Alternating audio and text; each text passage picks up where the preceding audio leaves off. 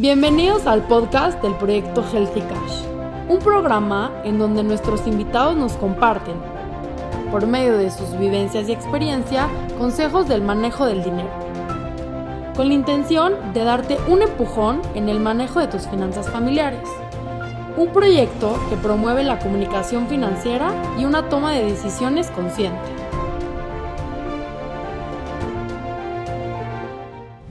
Yossi Nagar, licenciado en Finanzas por parte de la Unitec. También cuenta con un programa de alta dirección de empresas por parte del IPADE. Más de 30 años en el sector financiero. Actualmente, director general de Safran National Bank of New York en México. Bienvenidos al podcast de Healthy Cash, un proyecto en donde traemos a grandes ponentes para escuchar por medio de sus historias, experiencias acerca del dinero. Hoy tenemos con nosotros a Yossi Nagar. Yossi, bienvenido. Muchas gracias. En breve, Yossi es director de Safran México, estudió el programa de alta dirección en el IPADE. Correcto. Y estudió una licenciatura en finanzas en el Unitec. Correcto. Yossi, gracias por acompañarnos esta mañana. Un placer. Yossi, gracias. Nos encantaría empezar por preguntarte ¿cómo era la educación financiera en tu casa? ¿A qué edad te hablaron de dinero? Si es que te hablaron de dinero. ¿Cómo creciste con este tema? ¿Cómo se manejaba en la familia?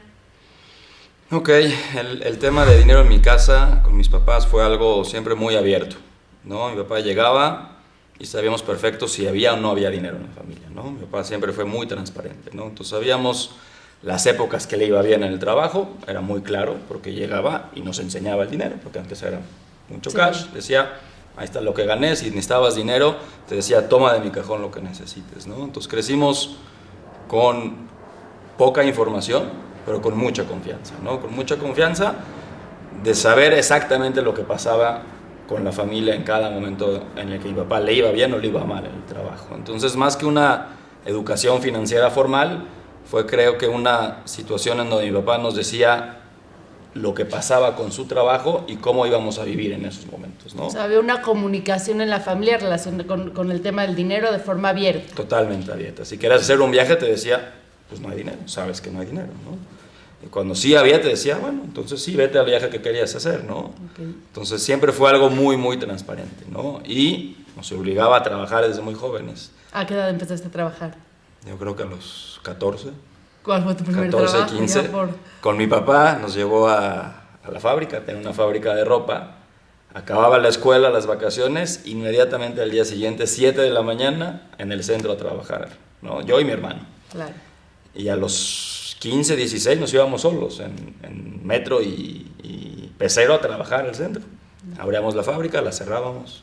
Entonces siempre estuvimos muy expuestos al trabajo, ¿no? Y al dinero que generaba la fábrica de mi papá en ese momento, ¿no? ¿Y a qué edad empezaste a ahorrar? A ahorrar, empecé un trabajo formal a los 18, acabando la universidad, la escuela, perdón. Luego conseguí trabajo a través de mi papá en el centro con un amigo de mi papá y ahí empecé a trabajar, a recibir mi primer sueldo como tal. Mi papá no nos pagaba un sueldo. Nos decía, trabajen, es obligación, y si queríamos dinero le pedíamos a mi papá el dinero.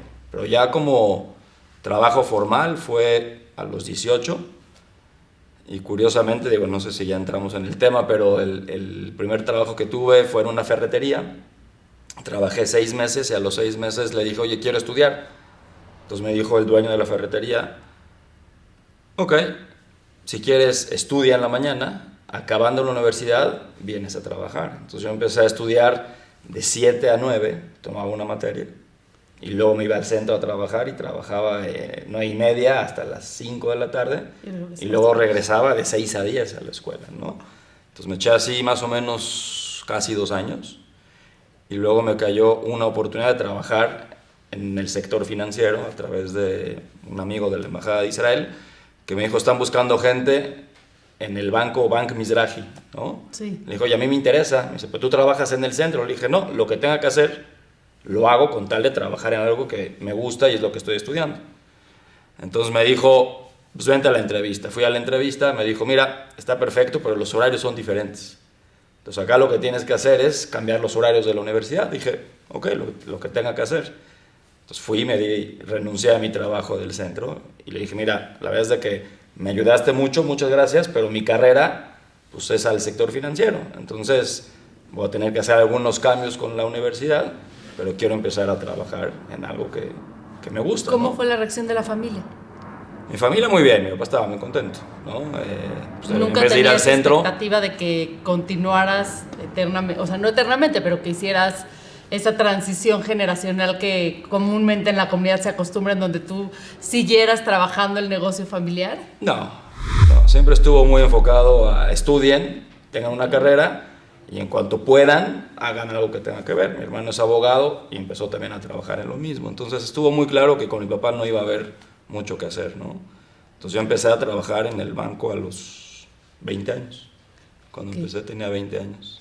¿Cuál fue tu primer acercamiento a la educación financiera formal? Y por educación financiera no necesariamente me refiero a educación en cuanto a las materias de finanzas de la universidad, porque no sé si tienes la misma percepción que yo, pero yo estudié economía. Okay. Y en realidad terminas la licenciatura y conoces mucho de finanzas, bursátiles, corporativas, pero no necesariamente de finanzas personales. O sea, nadie te cuenta sobre la importancia del ahorro, de tener un patrimonio, posiblemente de los diferentes instrumentos de inversión o bancarios que existen. ¿Tuviste algún tipo de formación financiera para temas personales formal? Ya trabajando, sí. Okay. Como bien dices, en la universidad no te enseñan a ahorrar, no te enseñan a manejar tu dinero, pero ya trabajando en el banco donde trabajaba, entonces me empezaron a decir, ¿cómo te pagamos el sueldo? Y yo decía, pues dame cash, porque pues, el cash es lo que yo uso para pagar mi universidad y para vivir, ¿no? Y curiosamente un amigo me dijo, en Estados Unidos, ábrete una cuenta. O sea, trabajas para un banco en Estados Unidos, era un banco en Nueva York, abre una cuenta en Nueva York. Le digo, ¿a poco puedo? Me dijo, sí, claro. Oye, pero tengo muy poco dinero. Dijo, no importa. O sea, que te paguen tu sueldo ahí, lo que necesitas lo vas tomando y trata de ir ahorrando. Y creo que mi primer ahorro formal como tal fue a través de esa cuenta, ¿no? Porque decía, ok, ya tengo la cuenta abierta, ¿cuánto necesito? Entonces, la idea era ir ahorrando lo más posible. Entonces, solamente me gastaba lo que necesitaba en ese momento, lo demás lo iba ahorrando, ¿no? Entonces, fue un concepto que me fue inculcando esta persona, de decirme, ahora que llegues a un monto tal, ¿por qué no lo invertimos? ¿No? O sea, ¿por qué cuando llegues a $10,000 que se vea lejísimos, pues lo ponemos en una inversión, en un plazo fijo, ¿no? Y yo, perfecto. Entonces mi meta era, vamos a llegar a esos 10,000, ¿no?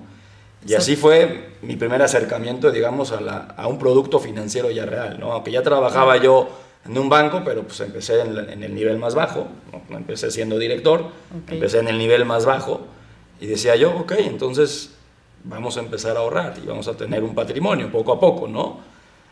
Y así fue como poco a poco me fui haciendo de un patrimonio a través de una cuenta que empecé a abrir, ¿no?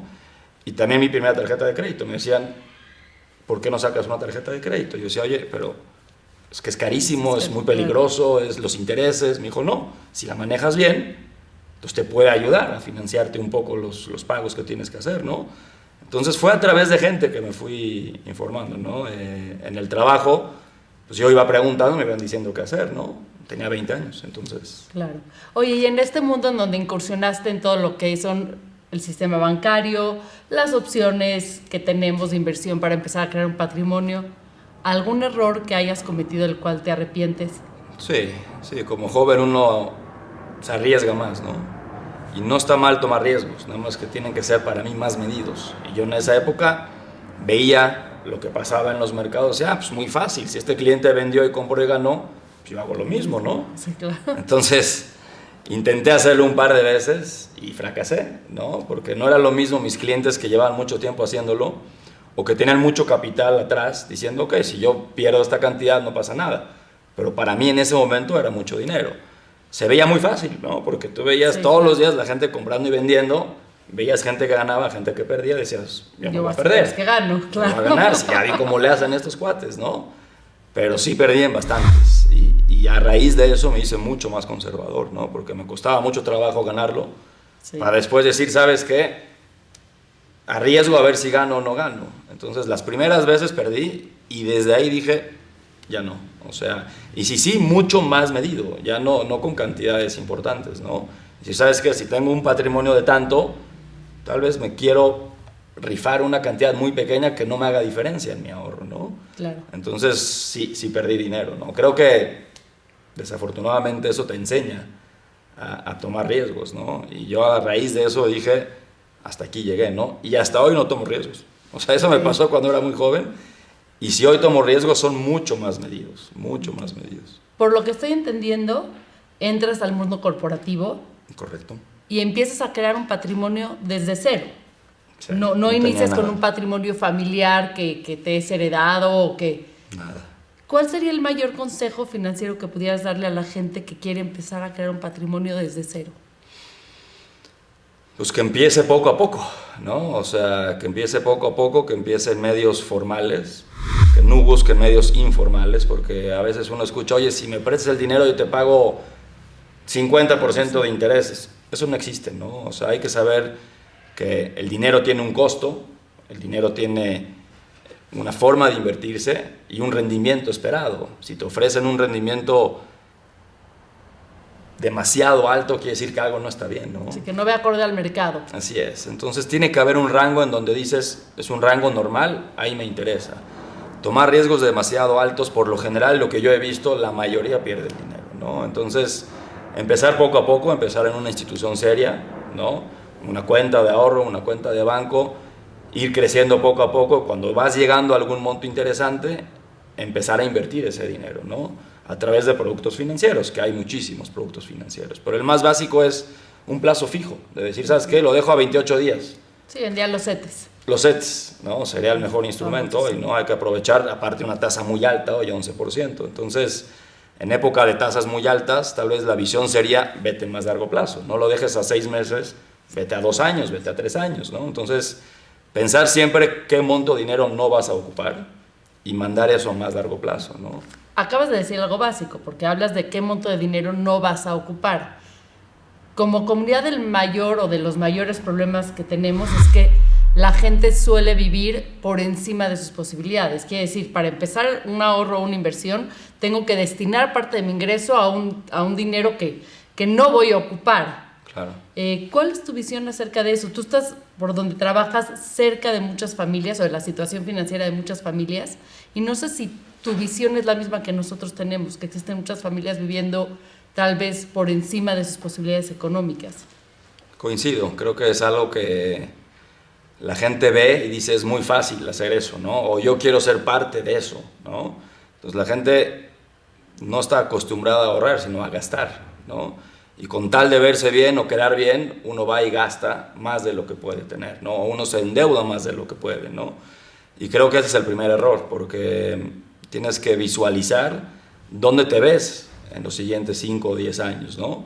Y si no vas acumulando desde ahorita que vas generando dinero y te lo gastas, pues eventualmente no vas a poder hacerte de un patrimonio, porque entre más ahorras, eso te va dejando también intereses, ¿no? Entonces hay que pensar siempre en ahorrar, siempre en tener una reserva de dinero, ¿no? Y en vez de gastárselo, tal vez decir, ¿sabes qué? ¿Y si lo invierto? ¿No? O sea, tal vez no viaje esta vez, tal vez no me compre un coche, tal vez mejor lo ahorro, me quedo con el mismo coche que tengo, pero ya me hago de un patrimonio. Y poco a poco, aprovechando tasas altas hoy, pues tu dinero te va a dejar mucho más de lo que te va a dejar gastártelo en un coche, en un viaje, en ropa, en lo que sea. Entonces creo que, si me preguntas a mí, creo que lo más adecuado es gastar cuando eres más grande, ¿no? Se oye muy difícil, pero cuando tengas ya más capacidad, entonces ya gástate más dinero, ¿no? Pero cuando eres joven, dedícate a ahorrar, ¿no? A gastarte el dinero, ¿no? Y en esta parte donde estamos hablando de alguna temporalidad o algún lapso de una planeación a largo plazo, ¿a qué edad consideras que un chavo debe de empezar a preocuparse por crear un patrimonio? Desde que empieza a ganar su primer sueldo o su primer ingreso, ¿no? O sea, desde que recibes dinero por algo que hiciste, por algo que vendiste, por algún negocio que hiciste, ese es tu primer momento de empezar a ahorrar, ¿no? No decir, ok, gané esta cantidad, lo primero que hago es voy y me la gasto, ¿no? Entonces, desde que empiezas a ganar dinero, edúcate a reservar una parte para tu ahorro y para tu patrimonio, porque los patrimonios se hacen poco a poco durante muchísimos años, ¿no? O sea, difícilmente la gente hace dinero en una sola exhibición, en un solo negocio. Hay algunos que lo hacen y lo logran, pero la gran mayoría de la gente es gente que va acumulando poco a poco, ¿no? Entonces, si tienes la visión del ahorro y la visión de que quieres eventualmente tener dinero ahorrado o inversiones, empieza desde que eres muy joven. Creo que la clave es empezar muy joven. Al revés, si empiezas muy joven, si formas una familia y tienes hijos, que es cuando vienen los gastos más altos, ya tendrás algo para poder enfrentar esos gastos. Claro. Que ese también es un error, que muchas familias empiezan a tener hijos y no existe un patrimonio en cual solventar el aumento tan grande de gastos que existe con la familia. Sin duda. Sin duda. Y, perdón, otra pregunta. Para esta parte pareciera, o al menos ya hablamos de cómo empezar, o la importancia del ahorro y empezar a formar un patrimonio. Y en tu visión, la complejidad de mantener un patrimonio, porque muchas veces también existe esa creencia dices, bueno, pero el que ya tiene un patrimonio ya vive muy bien y es muy fácil. Y también vemos que no es tan fácil. También se tiene que preocupar la familia o la persona por financieramente tomar decisiones adecuadas para mantener un patrimonio. Sin duda. ¿Tu mejor consejo para lograr mantener un patrimonio? Varios.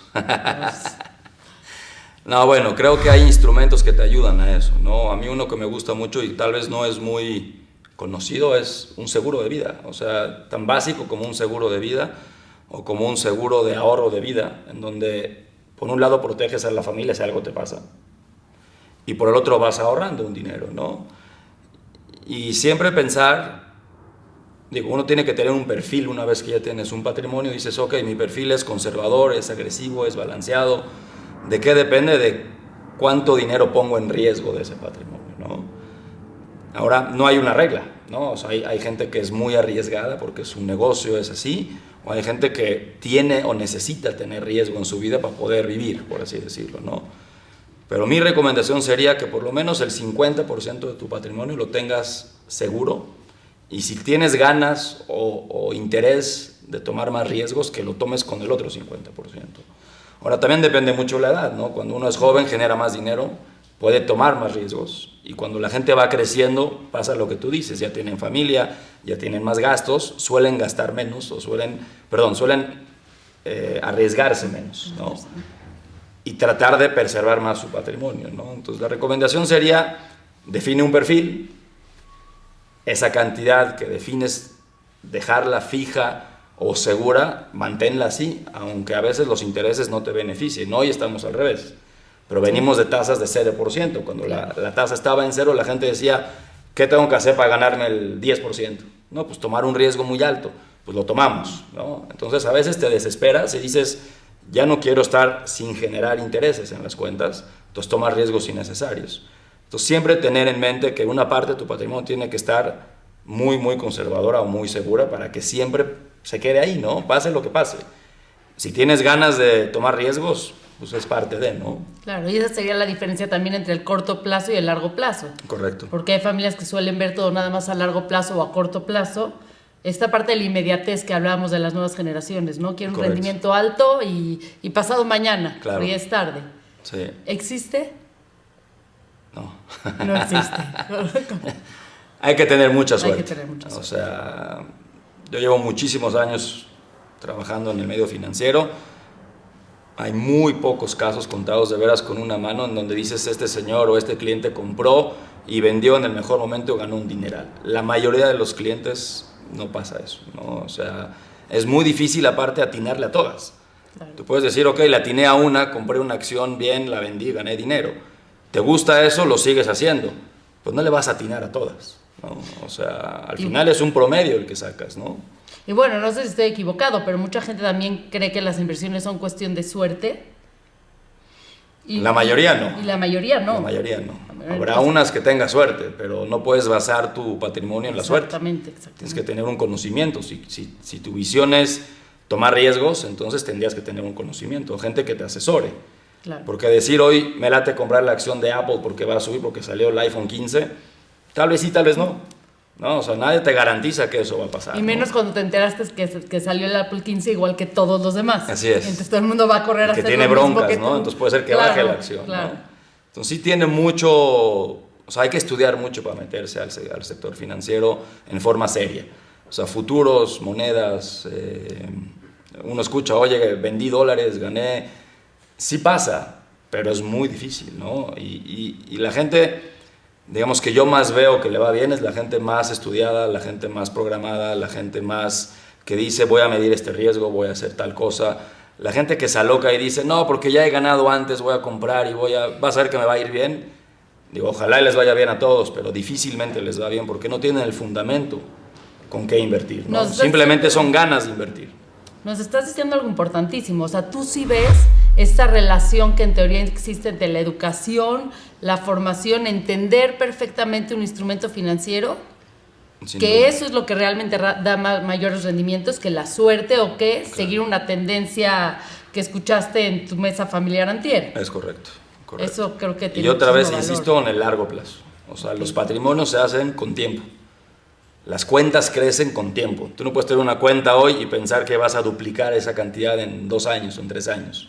Va a pasar si haces bien las cosas, tal vez en 10 años, haciendo las cosas bien. Ahora, no quiere decir que no hay que invertir en riesgo, ¿no? En bolsa, por ejemplo, ¿no? O sea, creo que un factor importante cuando uno es joven es tener esa visión de decir, como ahora tengo una edad en donde puedo tomar más riesgos, sí puedo invertir en sectores o en los índices de las bolsas, porque eso con el tiempo siempre crece. Claro. Entonces sí me gustan las inversiones en renta variable, pero hay que saber en cuáles, y hay que saber cuál es tu visión hacia eso, ¿no? Entonces si tú dices, mira, destino 20% o 10% de mi patrimonio, lo dejo en el índice, por ejemplo, de Standard & Poor's, ¿no? Y lo dejo 10 años, te apuesto que ese dinero que pusiste en 10 años va a valer mucho más de lo que podría valer cualquier otro instrumento, ¿no? Entonces, tener ese componente de renta variable bien manejado, bien medido, creo que es básico en las carteras. Bueno, pero estás hablando de algo muy importante, porque ahí ya existe una planeación entre qué porcentaje vas a destinar a cada cosa, quiere decir que existe una diversificación del portafolio de inversión que maneja esa persona o esa familia. Correcto. Existe planeación, existe también entender que ese porcentaje no lo voy a poder utilizar. Correcto. Porque también eso es otro error. Si es un dinero que destinaste tiempo, para largo plazo. Claro, definitivamente no lo puedo sacar de ahí. Correcto. En el momento en que lo saque, pues, todos mis planes se vienen abajo. Entonces, Correcto. ese ya es un conocimiento financiero que es más elevado que el que la mayor parte de la gente tiene. Que únicamente cree que por suerte va a meter su dinero y en cierto tiempo o corto plazo va a sacarlo y va a haber una ganancia. No, otra vez le puedes atinar a una de esas. A una, pero... Claro. Pero si te gusta esa y quieres más, difícilmente te va a pasar lo mismo, si no tienes un conocimiento, ¿no? O una asesoría adecuada. Okay. Para mí las peores asesorías son las de las mesas de los cuates o las mesas de las comidas, porque escuchas una transacción que le fue bien a esa persona. No te cuenta su historial de 20 que le fue mal, te cuenta la que le fue bien, ¿no? Pero que te cuente las 20 últimas que ha hecho, a ver si en las 20 ha ganado dinero. Y difícilmente te encuentras con gente que es tan exitosa en el sector financiero. Exitoso otra vez con el tiempo, ¿no? Y otra parte importante puedes decir, ok, compro productos que me paguen intereses, ¿no? Y a fin de cuentas también tu patrimonio va creciendo con los intereses que va generando, ¿no? Entonces si tienes la visión a mediano o largo plazo de decir, mira, compré este instrumento, a 10 años me pagas 7% o 10% al año, eso ya es un ingreso fijo, ¿no? Eso es adicional a lo que la familia genera o a lo que el muchacho joven genera, ¿no? Si tú tienes una inversión y tienes 500,000 pesos, ponlos a trabajar. Sabes que eso te va a dejar el 11% hoy día en CETES. Es muchísimo dinero. Y hoy en día es exactamente el camino adecuado para encaminarse a la libertad financiera. Es correcto. Que sería lograr un escenario en donde la familia pudiera vivir de los ingresos pasivos. Es correcto. O sea, hoy sería más fácil, sería ¿no? más Pero fácil. son épocas, ¿no? No puedes basar tu vida diciendo yo voy a vivir. No. Como hoy está al 11%, mejor no trabajo y me quedo con la tasa al 11%. Claro. Pero sabemos que eso eventualmente de 2 o 3 años va a tener que bajar al 4 o 5 y ya no te alcance vivir de los intereses, ¿no? Correcto. Entonces tendrás que otra vez trabajar, ¿no? Y generar dinero. Oye, yo, si tú tienes hijas en edad universitaria, Sí. ¿cómo ves la educación financiera de hoy en día? Pues es un desafío importante, ¿no? Creo que hay que enseñarles los instrumentos financieros, hay que enseñarles a ahorrar, ¿no? Por ejemplo, yo a mi hija le dije, abre una cuenta, ¿no? Empieza con una cuenta, poco a poco, Claro. ¿no? Entonces, ya el tener una responsabilidad, ya tener una forma de ir ahorrando, de decir, ok, voy acumulando el dinero, pues creo que con eso se puede empezar, ¿no? Y generar por lo menos información dentro de la familia en donde vean, ok, ya entendí, si me gasto más de lo que tengo, entonces Es que suena muy básico, ¿no? Pero hay Sí. familias que no entienden ni siquiera la parte más básica de la familia, ¿no? Que a veces la familia tal vez no tiene dinero y no lo transmite a los hijos, ¿no? Ellos creen, no, pues mi papá tiene dinero, no pasa nada. Entonces vas y firmas en la tarjeta de crédito. Muchos ni siquiera entienden cómo se paga una tarjeta de crédito. Bueno. Ellos creen que firman y quién sabe cómo se paga, ¿no? No, y ahí es el principal cambio que hemos tenido con el paso de las generaciones. Tú nos cuentas que tu papá decía, esto es lo que traje, y no había forma de endeudarse, porque lo que había. Es Llegabas a cero y se acabó. Hoy en día no vivimos así. Hoy en día muchas familias viven con deudas y pareciera que pueden ir sobrellevándola pagando intereses, pero pues no hay un límite claro de hasta dónde la familia puede gastar. ¿Qué otra cosa que crees que ha cambiado? Pues creo que eso que mencionas de los intereses es algo que hay que tener mucho cuidado, ¿no? Porque las tarjetas de crédito, si uno lee el contrato de la tarjeta de crédito, por ejemplo, las tasas están entre 50 y 80% al año. Entonces tal vez la gente dice, ok, me endeudo un poquito y no pasa nada. Pero si no lo pagas el siguiente mes, se te convierte en algo impagable después, ¿no? Entonces hay que tener mucha educación cuando uno usa productos financieros, a entender el producto financiero, ¿no? No porque tener un crédito quiere decir que ya tengo dinero, ¿no? O sea, lo tienes que pagar eventualmente. Y si no lo pagas rápido, con las tasas que hay en México que son sumamente altas, lo más seguro es de que no lo puedas pagar, porque vas generando y acumulando intereses cada vez. Entonces hay que tener mucho cuidado con los... Digo, ojalá y todos dijéramos, el presupuesto es este, no nos podemos gastar más de esto y es lo que tenemos. Desafortunadamente eso sabemos que no siempre pasa, ¿no? La gente a veces se endeuda además con tal de quedar bien, ¿no? Con tal de satisfacer una necesidad o con tal de hacer cualquier cosa, un viaje, un coche, uno va y se endeuda. Pero si no paga uno los intereses de ese producto, al final sale mucho peor, ¿no? O sea, Bueno. al final te puede costar lo que compraste o eventualmente mucho más, ¿no? Claro. Esa es la mayor lucha del proyecto, que las familias se sienten a hacer un presupuesto y platicar de dinero de manera abierta y clara. Claro. Sí, si los jóvenes saben con cuánto dinero cuenta la familia, esta vez sean más responsables en su forma de cómo gastarlo, Claro. o cómo pedirlo, ¿no? Sí. O sea, si saben que no hay para un viaje, entonces este año no viajamos. Y sería lo más honesto, ¿no? De decir, no pasa nada, este año no viajamos, ¿no? Y lo que hacen es ayudar a la economía familiar, ¿no? Sabiendo que como no van a gastar de más, van a empezar a ahorrar eventualmente. Digo, ojalá y las familias puedan empezar a ahorrar. Creo que ese es el objetivo de todas las familias y eventualmente de todos los jóvenes, ¿no? Claro. Bueno, para terminar, Yossi, si pudieras darnos únicamente un consejo a todas las familias, uno solo, para darles un empujón en sus finanzas familiares, ¿cuál sería?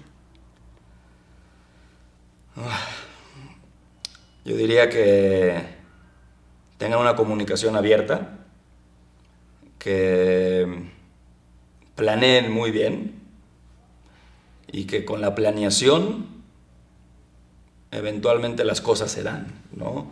Pueden tardar más tiempo, pero cuando uno tiene un plan y sabe hacia dónde quiere ir, con el tiempo pasa, ¿no?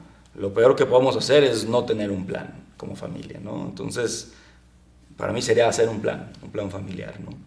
Y ser realistas, ¿no? O sea, eso es. Perfecto, sería una comunicación abierta y un plan familiar y seguir el plan familiar. Sí, sí. Es una forma de educar también a los niños, ¿no? O sea, Claro. uno da muchas educaciones en la familia. Una también tendría que ser la educación financiera. Eso es Correcto. porque al final todos caemos ahí. Sí. Tarde o temprano todos caemos en una situación financiera, ¿no? No, y a veces tendemos a darle poca importancia y muchos problemas familiares se gestan alrededor de una mala comunicación financiera. Correcto. Porque conlleva otras cosas. Claro. Si lo planean, lo platican, lo entienden desde que son muy jóvenes, seguramente cuando crezcan van a saber o van a tener más herramientas para tomar decisiones, ¿no? Pues muchas gracias. Un placer. Gracias a ti. Muchas gracias por esta mañana. Gracias. Gracias a todos por escucharnos.